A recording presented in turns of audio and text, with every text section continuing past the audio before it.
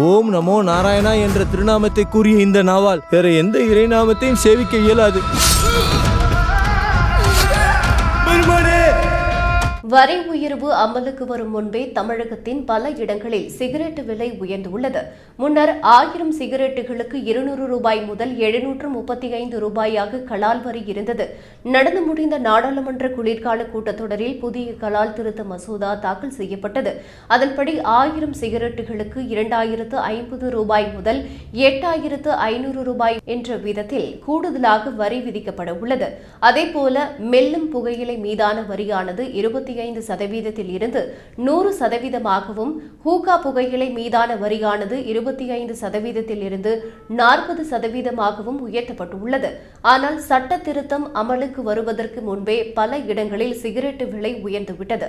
Cigarette packet விற்பனையானது மொத்த வியாபாரிகளிடம் இருந்து லைன் வியாபாரிகளின் படிக்கு செல்கிறது.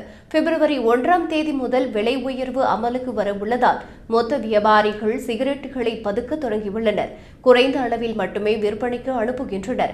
இதனால் ஏற்படும் செயற்கை தட்டுப்பாட்டால் அடுத்த மாதம் உயர வேண்டிய சிகரெட் விலையானது சுமார் 2 வாரங்களுக்கு முன்பே அதிகரித்துள்ளது. சில்லறை விற்பனையில் ஒரு சிகரெட்டின் விலையானது 1 ரூபாய் முதல் 3 ரூபாய் வரை உயர்ந்துள்ளது.